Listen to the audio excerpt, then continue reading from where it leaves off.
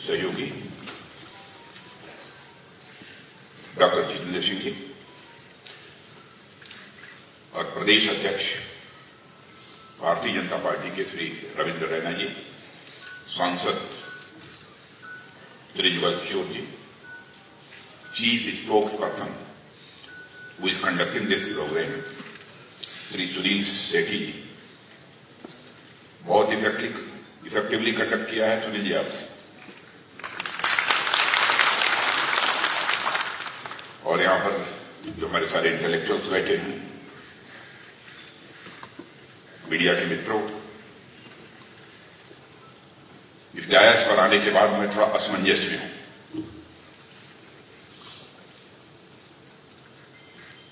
पहले मैंने देखा कि शायद सेवा और सुशासन पर चर्चा करने के लिए यहां पर आप सबको आमंत्रित किया गया है, लेकिन मेरी तैयारी तो इंटरनल और एक्सटर्नल सिक्योरिटी को लेकर थी। क्या बोलूं, कहां से मैं प्रारंभ करूं, इस कारण हमारे समक्ष एक असमंजस की स्थिति है।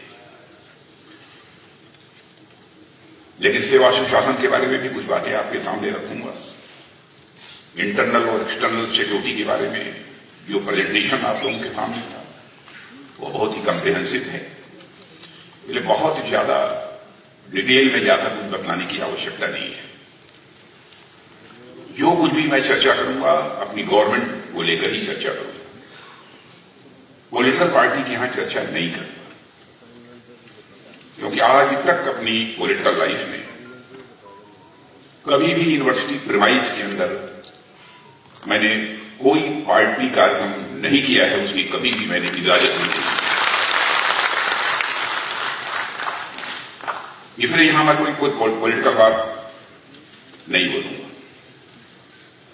गवर्नमेंट का जो परफॉर्मेंस रहा है 9 वर्षों का, कुछ उसके बारे में चर्चा करूंगा और कुछ इंटरनल और एक्सटर्नल सिक्योरिटी हमारे देश की है उसके बारे में चर्चा करूंगा। 9 वर्षों का कार्यकाल हमारे प्राइम मिनिस्टर के नेतृत्व की सरकार का गुजरा है। यही मैं कहूं कि 9 वर्षों के अंदर हमारी गवर्नमेंट ने बहुत ही क्रांतिकारी और युगांतकारी सुधारों की नींव रखी है, तो यह कहना भी एग्जैगरेशन नहीं होगा। अचीवमेंट तो गवर्नमेंट के बहुत सारे, मैं समझता हूं कि आप लोगों में से बहुत सारे लोगों को गवर्नमेंट के अचीवमेंट्स की बुकलेट भी उपलब्ध हुई होगी, लेकिन सब मिलाजुलाकर मैं ये कह सकता हूं कि 9 वर्षों में एक बहुत बड़ा काम यह हुआ है कि अंतर्राष्ट्रीय जगत में भारत की प्रतिष्ठा बढ़ी है।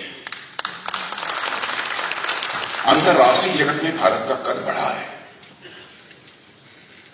पहले अंतर्राष्ट्रीय मंचों पर भारत यदि कुछ बोलता था तो भारत की बातों को जितनी गंभीरतापूर्वक लिया जाना चाहिए वो नहीं लिया जाता था, लेकिन आज अंतर्राष्ट्रीय मंचों पर भारत कुछ बोलता है तो सारी दुनिया कान खोलकर सुनती है कि भारत बोल क्या रहा है।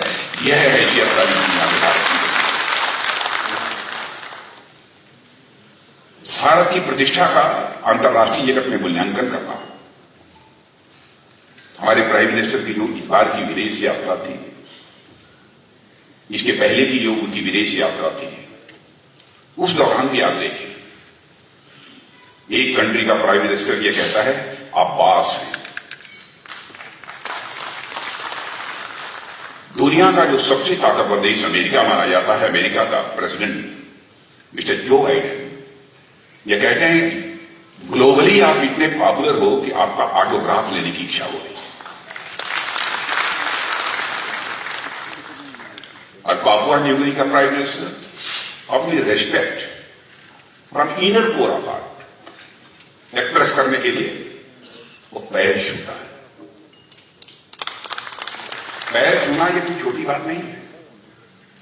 यह जो कुछ भी हुआ है, मैं समझता हूं कि इन सब सारे लोगों ने भारत के प्रति सम्मान की अभिव्यक्ति की है। हर भारतवासी का यह सम्मान है,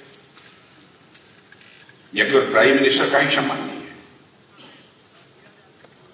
यह हैसियत भारत की बनी है और बड़े उत्साह के साथ भारत अब तेजी से आगे बढ़ रहा है और मुझे तो प्राइम मिनिस्टर की वो बात याद आती है जब उन्होंने कहा था 2014 में हम और वो, मैं पार्टी के राष्ट्रीय अध्यक्ष के रूप में, वो प्राइम मिनिस्टर कैंडिडेट के रूप में एक सार्वजनिक सभा में मौजूद थे।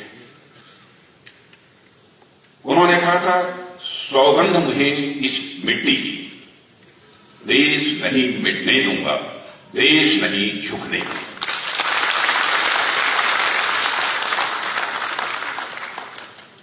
यदि मैं कहूं कि हमारे प्राइम मिनिस्टर ने जो कुछ भी उस समय सौगंध ली थी, कसम खाई थी, उसको लेटर एंड स्पिरिट में उसका निर्वाह किया है, तो यह कहना भी एग्जैजरेशन नहीं होगा। आर्थिक दृष्टि से भी आप देखें, 2014 में जब हमारी गवर्नमेंट बनी थी तो उस समय इकोनॉमी की साइज के मामले में भारत दुनिया में लगभग 10वें 11वें स्थान पर खड़ा था, लेकिन 9 वर्षों के अंदर ही हमारा भारत वहां से जंप लेकर दुनिया की टॉप 5 कंट्री में आकर खड़ा हो गया।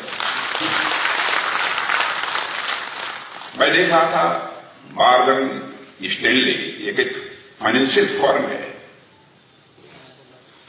जो कि पहले भारत के बारे में कहती थी कि बहुत ही आर्थिक दृष्टि से यह कमजोर देश है, और उन्होंने एक टर्म कॉइन किया था, फ्रेजाइल 5। तो फ्रेजाइल 5 में कुछ कई कंट्री थी, ब्राजील था, इंडोनेशिया थी, साउथ अफ्रीका, उसमें भारत का भी नाम रखा था। 2013 की बात मैं कर रहा हूं, जब मॉर्गन स्टैनले, इस फर्म ने पूरे वर्ल्ड की इकोनॉमी की चर्चा करते हुए यह बात कही थी, और उसी में उन्होंने फ्रेजाइल 5 का लड़खड़ाती हुई, टूटती हुई, कमजोर अर्थव्यवस्था की बात कही थी। 5 कंट्रीज की, उनमें भारत भी शामिल है। आप जानते हैं, वही मॉर्गन स्टैनले फर्म यह कहती है, इस पॉसिबिलिटी को भी रूल आउट नहीं किया जा सकता कि 2027 आते आते, यानी 4 वर्षों के अंदर भारत दुनिया की टॉप 3 इकोनॉमी में आकर खड़ा हो। लेकिन मैं जानता हूं सच्चाई को, सारी दुनिया भी जानती है, पावर परचेजिंग पैरिटी के मामले में आज ही हमारा भारत दुनिया के 3 देशों में आकर खड़ा हो गया। पावर परचेजिंग पैरिटी के मामले में यह हैसियत सारी दुनिया में भारत की बनी है। अब एक घटना, रूस और यूक्रेन के बीच युद्ध चल रहा है। इस यूक्रेनियन क्राइसिस के दौरान हमारे बहुत सारे बच्चे जो वहां पर फंसे हुए थे यूक्रेन में, उनके गार्जियंस यहां बराबर गवर्नमेंट से डिमांड कर रहे थे, चाहे जैसे भी हो, यूक्रेन से हमारे बच्चों को आप बाहर निकालो। असमंजस की स्थिति थी, लेकिन एक स्ट्रांग विल पावर होने के कारण हमारे प्राइम मिनिस्टर ने चटपट फैसला किया और टेलीफोन उठाकर सीधे रूस के प्रेसिडेंट मिस्टर पुतिन से बात की, अमेरिका के राष्ट्रपति मिस्टर जो बाइडेन से बात की, और यूक्रेन के राष्ट्रपति मिस्टर जेलेंस्की से बात की। और आप सबको जानकारी है कि 4.5 घंटे के लिए युद्ध रुक गया और हम अपने हजारों बच्चों को लेकर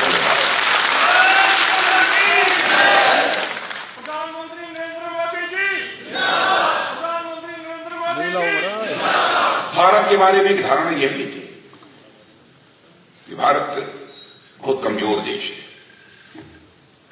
लेकिन अब यह धारणा धीरे धीरे काफी हद तक सारी दुनिया में समाप्त हो चुकी है। यह हमारी हैसियत बनी है।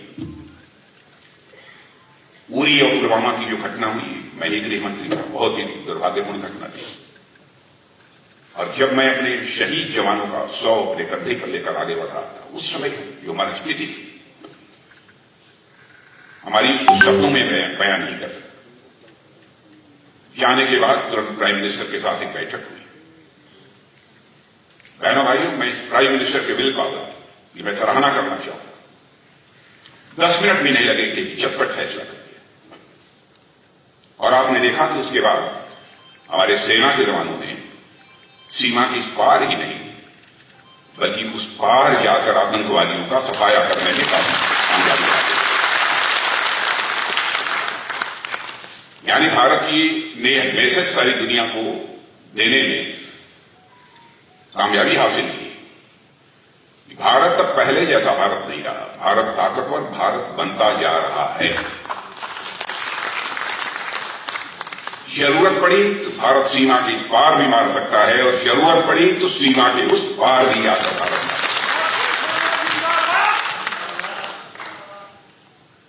यह सब सारी चीजें मैंने विशेष रूप से इसलिए कही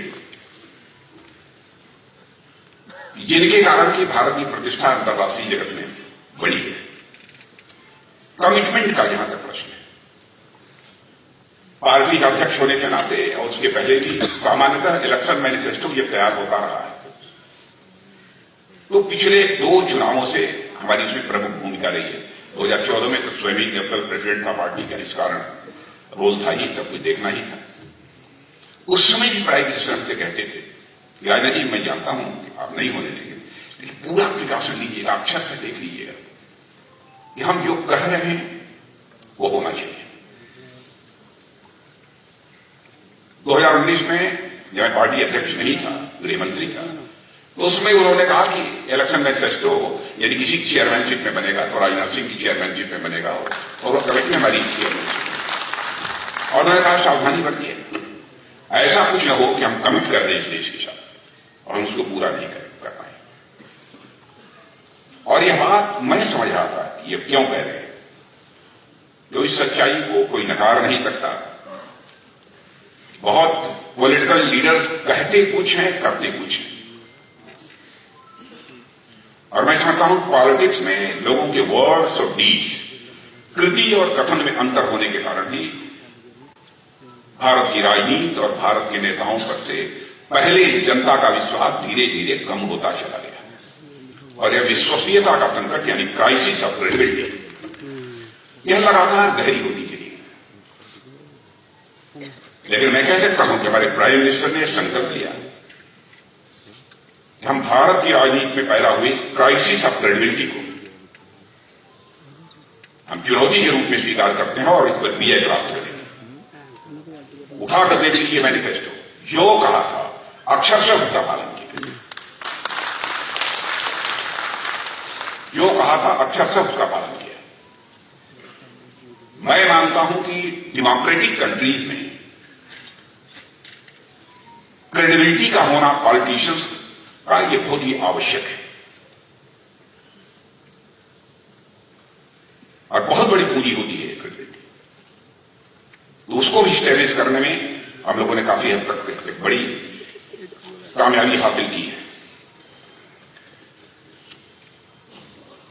करप्शन की बात नहीं करता हूं। प्राइम मिनिस्टर ने कहा था कि न मैं खाऊंगा और न खाने दूंगा। तो लोगों ने कहा क्या कह रहे हैं, न खाऊंगा न खाने दूंगा। सच्चाई है कि मुझे भी पहले समझ में नहीं आ रहा था कि ठीक है आप खाएंगे नहीं, मान लिया खाने नहीं देंगे यानी भ्रष्टाचार पर आप अंकुश कैसे लगा देंगे? मेरे सामने भी असमंजस की थी, मैं सोच नहीं पा रहा। वो प्रधानमंत्री बन चुके थे, महीने 1.5 महीने की बात है, मैं गृह मंत्री के रूप में हम दोनों लोग बैठे थे और एक वो मीटिंग उन्होंने आमंत्रित की थी, उसमें मुझे भी बुलाया था। उसमें प्रधानमंत्री जनधन योजना के अंतर्गत सभी के अकाउंट्स खोलने की बात हो रही थी।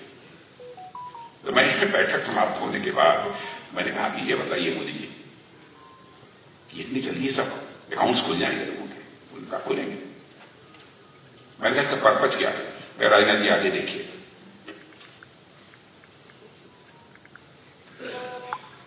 मैं समझता हूं कि हिंदुस्तान के हर परिवार में लोगों के अकाउंट्स बैंक में खुल गए। बात मेरी समझ में कब आई? बात मेरी समझ में तब आई जब डीबीटी के माध्यम से लोगों को पैसा ट्रांसफर होना शुरू हुआ।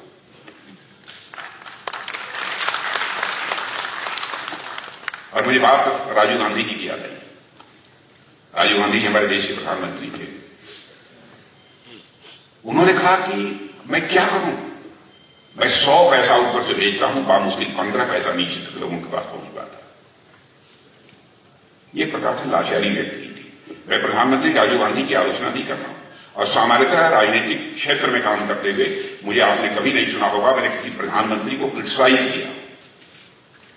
पॉलिसी को लेकर तो जरूर कुछ बातें हो सकती, मैं क्रिटिसाइज नहीं कर रहा हूं, क्योंकि मैं मानता हूं कि प्रधानमंत्री, राष्ट्रपति ये व्यक्ति नहीं होते, संस्था होते हैं। They are not individual but they are institutions. मैं आलोचना नहीं कर रहा, उन्होंने एक मजबूरी व्यक्त की थी प्राइम मिनिस्टर रहने, और उसको चैलेंज के रूप में नहीं किसी ने स्वीकार किया था। आज के प्राइम मिनिस्टर श्री नरेंद्र मोदी जी ने स्वीकार किया। आज यदि 100 पैसा बैंकों से चलता है, 100 का 100 पैसा लोगों की जेब में पहुंच रहा है। करप्शन केवल भाषण देकर न तो मिनिमाइज किया जा सकता है, रूट आउट करना तो बहुत बड़ी बात है। मैं यह दावा नहीं कर रहा हूं कि करप्शन को हमने रूट आउट कर दिया, ये कोई नहीं कर सकता। पता नहीं सतयुग में रहा होगा कि नहीं रहा होगा, हम में नहीं आता। लेकिन करप्शन को भाषण देकर मिनिमाइज नहीं किया जा सकता। करप्शन को मिनिमाइज किया जा सकता है तो सिस्टम में बदलाव लाकर ही मिनिमाइज किया जा सकता है, और इस काम को भी हमारे प्रधानमंत्री ने प्रारंभ किया। और 9 वर्षों में बहुत सारे काम किए हैं। उन सब सारे कामों की बहुत डिटेल में जाकर चर्चा करने की जरूरत नहीं है। कितने एम्स बनवाए हैं, 22 एम्स हो गए। कहां पहले कितने, एक एम्स था, 22 एम्स हो गए, 225 मेडिकल कॉलेज हो गए। प्राइम मिनिस्टर ये कहते हैं कि मैं तो चाहता हूं यदि छोटा जिला हो तो उसकी बात छोड़ दीजिए, नहीं तो लगभग अधिकांश जिलों में, जितने बड़े जिले, कम से कम एक मेडिकल कॉलेज वहां जरूर होगा। ऐसे 225 मेडिकल कॉलेज खुल गए।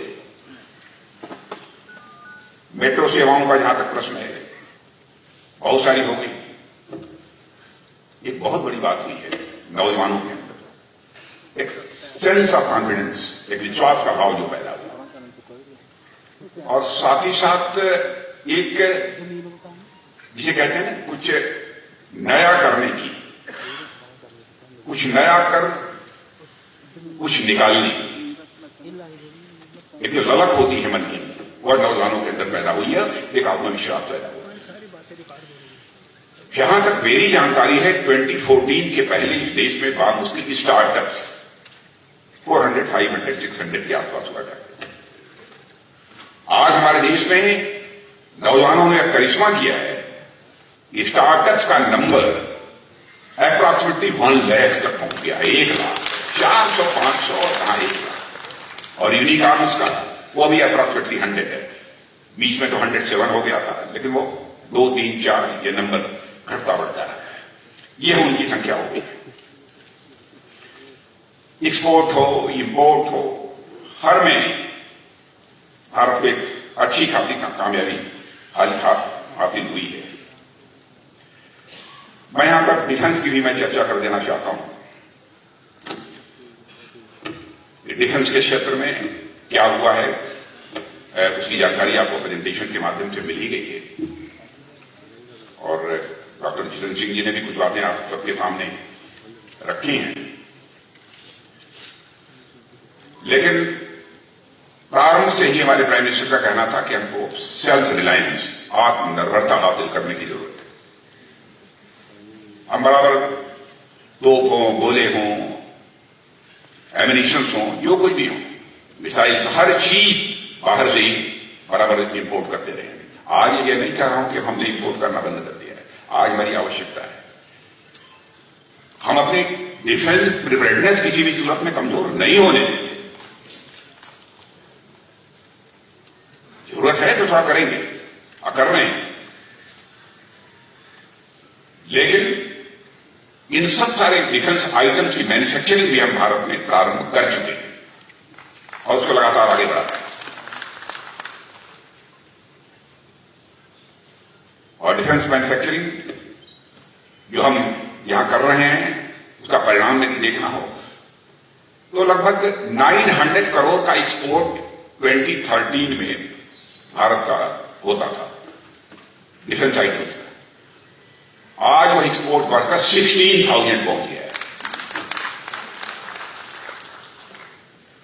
और मैं समझता हूं कि कुछ कुछ ही महीनों के अंदर वह 20,000 करोड़ क्रॉस करेगा। ये अब तक की बातचीत हुई है। इस क्षेत्र में भी सरकार ने काफी काम किया है और कुछ मेजर डिसीजंस भी हम लोगों ने डिफेंस के क्षेत्र में लिए हैं, जिसके कारण इस प्रकार की स्थिति पैदा हुई है। और आपने देखा होगा कि हमारा प्राइम मिनिस्टर का बराबर जोर रहा है कि मेक इन इंडिया, भारत में बनाओ, और मेक फॉर और सारी दुनिया के लिए बनाए। इसी लक्ष्य को सामने रखकर हम लोग लगातार अपने कदम आगे बढ़ा रहे हैं। यहां तक सिक्योरिटी का प्रश्न है, सिक्योरिटी के फ्रंट पर भी गवर्नमेंट ने बहुत कुछ किया है। हमारे लिए राष्ट्रीय सुरक्षा की दृष्टि से 4 डायरेक्टिव प्रिंसिपल्स हैं, नीति निर्देशक तत्व हम इसे कहते हैं। जब हम भारत की राष्ट्रीय सुरक्षा की बात करते हैं मित्रों, तो सबसे पहले बात सीमाओं की सुरक्षा की आती है, क्योंकि यदि सीमाएं सुरक्षित नहीं होंगी तो हमारा राष्ट्र भी किसी भी सूरत में सुरक्षित नहीं होगा। सीमा सुरक्षा की दृष्टि से हम 7 देशों के साथ लगे हुए 15,106 किलोमीटर लंबे लैंड बॉर्डर्स की निगरानी तो करते ही हैं, साथ ही साथ 7,516.6 किलोमीटर लंबी कोस्ट लाइन और कई लाख वर्ग किलोमीटर, जहां तक मेरी जानकारी है अप्रॉक्सीमेटली 21.72 लाख स्क्वायर किलोमीटर के एक्सक्लूसिव इकोनॉमिक जोन की भी रखवाली हम लोग करते हैं। पिछले लगभग 75 ईयर्स में लैंड और मैरीटाइम बाउंड्रीज पर हमें बहुत सारी चुनौतियों का सामना करना पड़ा है, मगर हमारी सेनाओं और सुरक्षा दलों ने मिलकर उस चुनौती का डटकर सामना किया है और उस पर विजय प्राप्त की है। साथियों, जब से हमारा यह भारत आजाद हुआ है, कई भारत विरोधी ताकतों की लगातार कोशिश रही है कि या तो सीमाओं पर या फिर सीमाओं के रास्ते से भारत के भीतर अस्थिरता का माहौल पैदा किया है। पाकिस्तान की जमीन से इसके लिए बड़े पैमाने पर लगातार कोशिश की गई है। आप लोग पड़ोसी हैं, अच्छी तरह जानते होंगे। और पाकिस्तान की तरफ से भारत को चोट पहुंचाने की कितनी बार और कैसी नापाक कोशिशें हुई हैं, इस पर मैं बहुत विस्तार में नहीं जाना चाहूंगा। मैं यह कहना चाहता हूं कि सीमा पार से प्रायोजित जो आतंकवाद है, आतंकवाद ने इस देश में हजारों निर्दोष नागरिकों की जानें ली हैं। दुर्भाग्य से आतंकवाद को प्रायोजित करने वाली ताकतों को सही जवाब देने में देरी हुई। देरी ही नहीं बल्कि यूपीए सरकार के बारे में कहूं, इतना इफेक्टिव स्टेप लेने चाहिए थे, हो नहीं पाया। और पाकिस्तान को यह आतंकवाद से प्रभावित देश मानने की हम लोगों ने एक बार गलती कर दी थी। ये पाकिस्तान भी आतंकवाद से यह प्रभावित देश है। प्रधानमंत्री नरेंद्र मोदी के नेतृत्व में हमारी सरकार ने आतंकवाद के खिलाफ प्रभावी कार्रवाई प्रारंभ की, इसकी जानकारी है आपको। और पहली बार देश में दुनिया ने जाना कि जीरो टॉलरेंस अगेंस्ट टेररिज्म का मतलब क्या होता है, यह दुनिया ने समझा। और आतंकवाद के खिलाफ हमारी सरकार ने, जैसा हमने बताया कि उरी और पुलवामा की घटना हुई, उसके बाद क्या किया, भारत और विशेष रूप से जम्मू कश्मीर ने लंबे समय तक आतंकवाद का दंश झेला है। और यहां के लोग इस बात को भी अच्छी तरह जानते हैं कि आतंकवाद का जहर समाज को कैसे जड़ों से। पिछले दिनों मैंने दक्षिण भारत का दौरा किया और सदर्न नेवल कमांड सहित भारत के आसपास के समुद्री क्षेत्रों में नौसेना की ताकत को करीब से मैंने अनुभव भी किया है।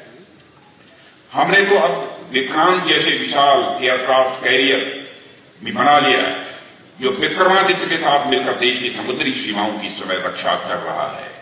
आगे भी हमारी योजना इसी प्रकार के एयरक्राफ्ट कैरियर बनाने की और है, इस पर भी काम चल रहा है।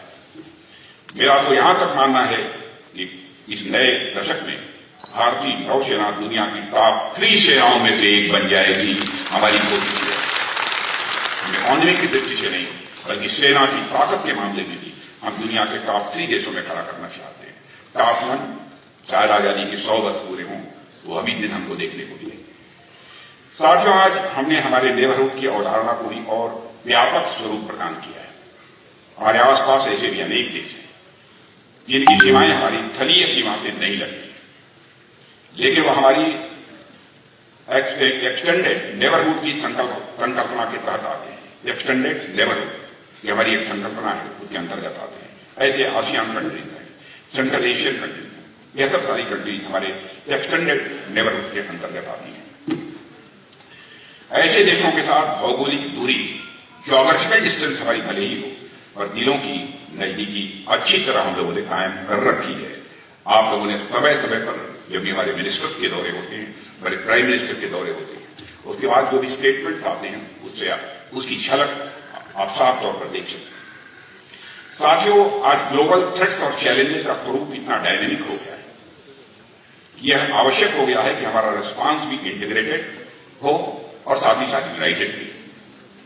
भारत एक प्रमुख रीजनल पावर है, इसलिए हमारे एक्सटेंडेड नेबरहुड के साथ अन्य देशों को लेकर अपनी सुरक्षा चिंताओं को अलाइन करना हमारे लिए ये बहुत ही महत्वपूर्ण है।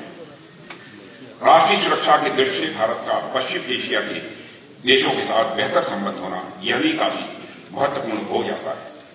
और यह सारे देश जिसमें सऊदी अरब, कतर, बहरीन, संयुक्त अरब अमीरात, जॉर्डन, इजराइल, फिलिस्तीन इत्यादि शामिल हैं, और भारत की एनर्जी और स्ट्रेटेजिक बैलेंस की दृष्टि से भी इनका एक अपना विशेष महत्व है।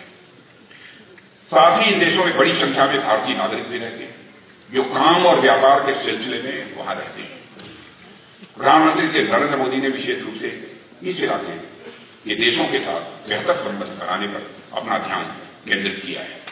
परिणाम सामने है, यहाँ के अधिकांश देश आतंकवाद को किसी भी सूरत में समर्थन अब नहीं दे रहे हैं। इनमें से कुछ थे जो समर्थन देते थे।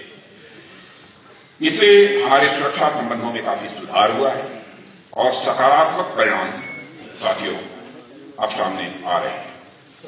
भारत की neighbourhood first act east Indo Pacific policy आपस में एक दूसरे से ये जुड़ी हुई है।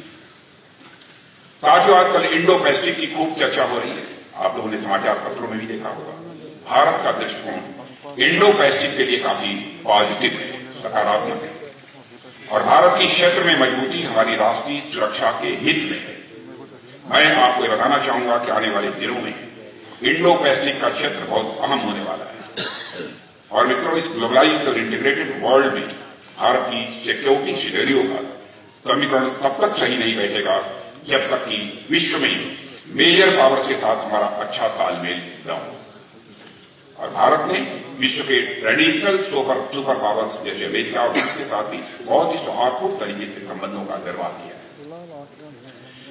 कभी कभी कुछ लोगों को कंफ्यूजन भी होता है, लेकिन उसकी चिंता नहीं है, जो भारत के हित में होगा वो हम करेंगे। जबकि इसके साथ साथ हमने ग्लोबल इकोनॉमिक पावर हाउसेज जैसे जापान और साउथ कोरिया के साथ भी अच्छे संबंध बनाए हैं। आज भारत अमेरिका का संबंध वास्तव में एक नेचुरल एलाई के रूप में देखा जा रहा है, और दोनों ही देशों में एक बड़ी समृद्ध लोकतांत्रिक परंपरा, रिच डेमोक्रेटिक ट्रेडिशन भी है, और अब सुरक्षा की दृष्टि से भी दोनों देश बेहद करीब एक दूसरे के आ रहे हैं। और अमेरिका के साथ हमने स्ट्रेटेजिक पार्टनरशिप की है, जो हाल में और अधिक गहरी है। साथियों, हम भारत अमेरिका डिफेंस कोऑपरेशन को भी प्रायोरिटी दे रहे हैं, और दोनों देशों के बीच मिलिट्री टू मिलिट्री एंगेजमेंट के विस्तार और information sharing, artificial intelligence, cyber और अंतरिक्ष आपसी लॉजिस्टिक सपोर्ट जैसे क्षेत्रों में भी सहयोग बड़ी तेजी से आगे बढ़ा है। आज भारत अमेरिका रक्षा सहयोग एक नए युग में प्रवेश कर चुका है। अभी प्रधानमंत्री मोदी जी का दौरा हुआ है, वह डिफेंस कोऑपरेशन की दृष्टि से बड़ा ही लैंडमार्क इवेंट है, और यह बहुत बड़ी बात है कि ज्वाइंट स्टेटमेंट में दोनों नेताओं ने डिफेंस इंडस्ट्रियल कोऑपरेशन में आने वाले हर रोड ब्लॉक को दूर करने का संकल्प किया है। और साथियों, अमेरिकी एरोस्पेस कंपनी GE और भारत EHL के बीच एयरक्राफ्ट इंजन बनने का जो समझौता हुआ है, उससे भारत जेट विमान बनाने वाली भारत जेट इंजन बनाने वाला दुनिया का चौथा देश बन जाएगा। अब तेजस विमानों में मेक इन इंडिया इंजन लगे, मेक इन इंडिया इंजन लगे, ये हम सबको सौभाग्य प्राप्त होगा। साथियों, भारत अमेरिका दोस्ती को बढ़ाने के लिए MQ-9B ड्रोन खरीदने का भी एक समझौता हुआ है, जो भारत में ही असेंबल होंगे। इनका मेंटेनेंस, रिपेयर, ओवरहॉल भी कहीं पर होगा तो हमारे राष्ट्रीय भारत में। कुछ लोगों ने लेकर इसको कुछ विवादित करने की कोशिश की है, लेकिन मैं साफ कर देना चाहता हूं, उन्हें कहीं कुछ मिलेगा नहीं। DHA ने इस पर अपनी सहमति दी और अमेरिका में समझौता हुआ है। MOD इसका प्रोक्योरमेंट करते समय इसका एक्विजिशन कॉस्ट कंपेयर करेगी। हम देखेंगे कि जनरल एटॉमिक अन्य देशों में किस दाम पर, किस कीमत पर लोगों को दे रहा है। प्रोक्योरमेंट के जो भी स्टैब्लिश प्रोसीजर है, उन सारे स्टैब्लिश प्रोसीजर को फॉलो करते हुए ही इसे लिया जाएगा। मित्रों, राष्ट्रीय सुरक्षा की दृष्टि से भारत की सेनाएं सरहदों और सागर तक की सुरक्षा करने में पूरी तरह से सक्षम है। सरकार की तरफ से उन्हें पूरा सपोर्ट और इंकरेजमेंट है। मॉडर्न टेक्नोलॉजी और वेपनरी के साथ उनको लैस करना यह बड़ी प्रायोरिटी है, ताकि भारत की सेनाएं दुनिया की मॉडर्न आर्मी की फ्रंट लाइन में गिनी जाए। ये हमारी दिली ख्वाहिश है। यदि हमारी यह प्रायोरिटी नहीं होती तो भारत वायुसेना का न्यू जनरेशन फाइटर प्लेन के लिए 20 साल का इंतजार अभी खत्म न होगा। आज वायुसेना के पास राफेल जैसे 5th generation multi role fighter plane आ चुके हैं और अब भारत की संप्रभुता, अखंडता, सीमा सुरक्षा के लिए किसी भी चुनौती का जवाब देने की हमारी ताकत काफी बढ़ चुकी है। मगर भारत अपनी सामरिक और सैन्य ताकत के लिए आयातित हथियारों पर निर्भर नहीं रहना चाहता। इसलिए इस दृष्टि से, जैसा मैंने कहा, make in India, make for the world, यह जो हमारे प्रधानमंत्री का स्लोगन था, उसी आधार पर हम आगे बढ़ रहे हैं। और हमारा संकल्प है कि भारत को रक्षा क्षेत्र में आत्मनिर्भर बनाकर ही हम दम लेंगे। साथियों, राष्ट्रीय सुरक्षा का ताना बाना आप सभी जानते हैं कि तभी मजबूत होगा जब भारत अपनी रक्षा जरूरतों को पूरा करने के लिए दूसरों पर निर्भर न रहे। आज रक्षा बजट में भारतीय कंपनियों से सामान खरीदने के लिए अलग से भी बजट की व्यवस्था है। भारतीय कंपनियों से सामान खरीदने के लिए अलग से बजट की व्यवस्था की और मैं साफ कर दिया है कि अब 75% वेपन भारतीय कंपनियों से खरीदे जाएंगे। 75% बजट का 75% जो भी सामान खरीदना है हमारी PSU से खरीदिए, हमारी प्राइवेट इंडस्ट्री से खरीदिए, उसके लिए मुकम्मल तौर पर तय कर दिया है। हम पहली ऐसी सरकार है साथियों जिसने हथियारों के आयात के लिए खुद पर ही प्रतिबंध लगाया है। हमारी सेनाओं की ओर से 411 आइटम्स की जो डिफेंस हमारे पब्लिक सेक्टर अंडरटेकिंग्स हैं, उनकी तरफ से 4666 आइटम्स की पॉजिटिव इंडाइजेशन लिस्ट जारी की गई है। पॉजिटिव इंडाइजेशन लिस्ट का मतलब ये होता है कि हम ये सब सारे सामान एक निर्धारित समय के बाद, 6 महीना तय किया, 1 साल के बाद, 1.5 साल के बाद, 2 साल के बाद, चाहे जो कुछ भी हो जाए, आप दुनिया किसी दूसरे देश से नहीं लेंगे, बल्कि अपने देश की धरती पर ही बनाएंगे और भारतवासियों के हाथों से बनाएंगे। इसमें 9 रिप्लेसमेंट यूनिट जिसे हथियार, गोलेबारी, मिसाइल और अन्य रक्षा साजो सामान भी शामिल है, जिनका निर्माण केवल और केवल हमारे ही देश में होगा। साथियों, भारत की राष्ट्रीय सुरक्षा सुनिश्चित करने के लिए कई स्ट्रक्चरल रिफॉर्म्स यानी ढांचागत सुधार भी किए जा रहे हैं। आप सब जानते हैं कि लंबे समय के बाद देश में चीफ ऑफ डिफेंस स्टाफ का भी गठन किया गया है। साथ ही रक्षा मंत्रालय में डिपार्टमेंट ऑफ मिलिट्री अफेयर्स का भी गठन किया गया है और इन्हें आजादी के बाद भारत में हुए सबसे बड़े डिफेंस रिफॉर्म के रूप में भी काउंट किया जा रहा है। डिफेंस रिफॉर्म्स की इस नीति पर आगे बढ़ते हुए हम एक नए तरीके से थिएटर कमांड का निर्माण करने की दिशा में काम कर रहे हैं और यह भी अपने आप में एक क्रांतिकारी सुधार होने जा रहा है। मित्रों, भारत की राष्ट्रीय सुरक्षा को लेकर जिस बड़े पैमाने पर काम चल रहा है वह अपने आप में अभूतपूर्व है। सुरक्षा से जुड़े हर विभाग के बीच एक बेहद अच्छा तालमेल है। इसके बावजूद हम इस बात को लेकर सचेत हैं कि हमारी दृष्टि भारत विरोधी ताकतों के नापाक इरादों और मंसूबों को किसी भी सूरत में फलीभूत न होने दें। आज का विषय जो विषय कुछ और था जिस पर कि मेरे प्रारंभ में 10-15 मिनट के अंदर अपनी बातें रखी, लेकिन मैंने सोचा कि इंटरनल और एक्सटर्नल सिक्योरिटी पर भी चूंकि प्रेजेंटेशन सामने हुआ है, इसलिए उस पर भी मैं अपनी बात रख दूं, इसलिए ये बात मैंने आपके समक्ष रखी है। लेकिन ये विषय ऐसा है कि कोई भी समय सीमा इसके लिए कम होगी, और मैं इतना विश्वास के साथ कह सकता हूं कि इस समय जो देश में सरकार प्रधानमंत्री के नेतृत्व में चल रही है, हम किसी भी सूरत में राष्ट्रीय सुरक्षा, राष्ट्रीय स्वाभिमान और राष्ट्रीय उत्थान के मुद्दे पर कोई समझौता नहीं करेंगे, चाहे इसी के साथ आप सबको धन्यवाद देते हुए और आयोजकों को भी के प्रति आभार व्यक्त करते हुए अपना निवेदन।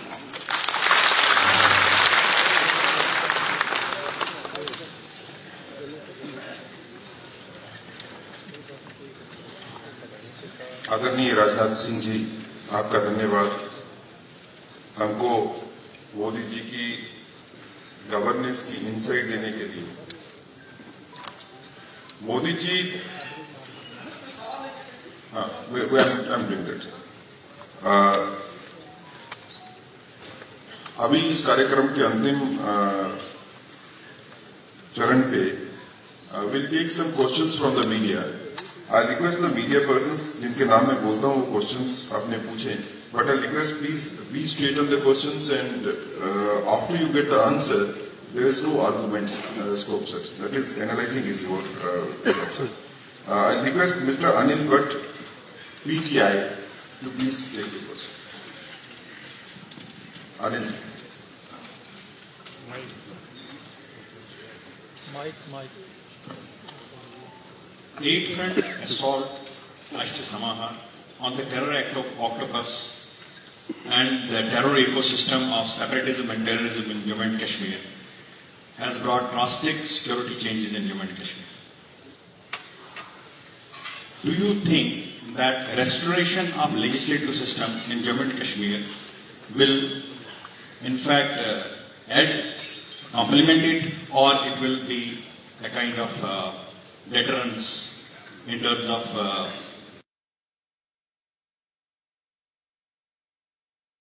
achieving those goals, and what's your security scenario in Jammu and Kashmir?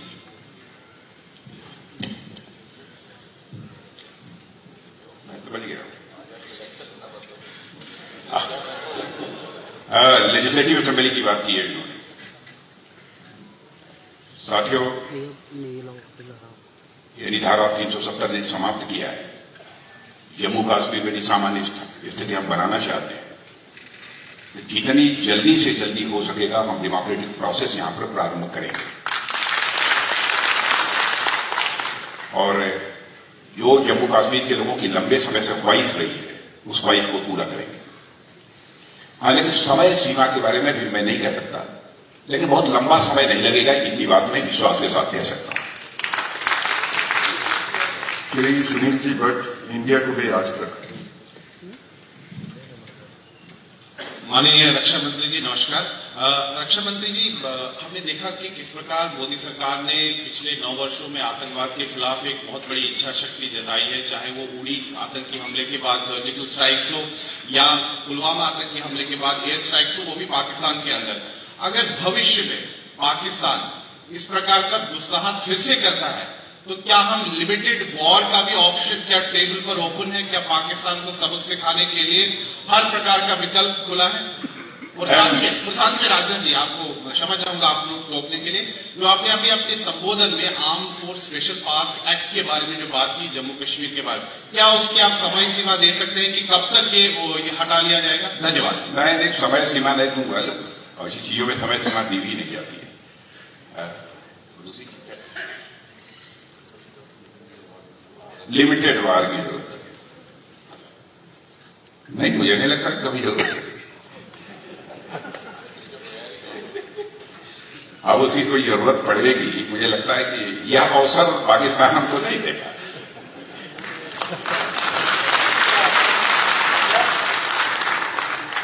Shri Pradeep Dutta ji, times now. वैसे तो रक्षा मंत्री जी आप हर एक इश्यू पर बोल चुके हैं। मैं प्रदीप दत्ता टाइम्स नाउ से हूं। ऑल पार्टी मीट का दौर चल रहा है। पैट्रियोटिक डेमोक्रेटिक अलायंस करके हमने देखा कि हमारे विपक्ष के नेता जुड़ चुके हैं। बीजेपी के खिलाफ। और हमने देखा कि 75 वर्ष लग गए हमें यहाँ पे एक वॉर मार्चर मेमोरियल बनाने के लिए जम्मू कश्मीर में, जबकि अगर हम आज जम्मू कश्मीर की बात करें तो इस शहीदों ने अपने प्राणों की आहुति लगातार देते आए। कभी आपको दुख होता है कि 75 वर्ष क्यों लगे इस मार्टिर मेमोरियल को बनाने के लिए? और बात करते हैं पैट्रियोटिक डेमोक्रेटिक अलायंस की, तो आप इसको कैसे देखते हैं? यदि दुख न होता तो हम वॉर मेमोरियल क्यों बनाते? कसक थी, तकलीफ थी, इसीलिए बनाया ना, ये होना चाहिए। 70 साल क्यों हो गए? अब इसका मैं जाने दिया, अभी 70 साल को जानबूझ कर मैं उसका उत्तर इसलिए नहीं दे रहा, मैं पॉलिटिकल इसको क्रिटिसाइज नहीं करना चाहता। दूसरा सवाल इसके साथ का है कि मणिपुर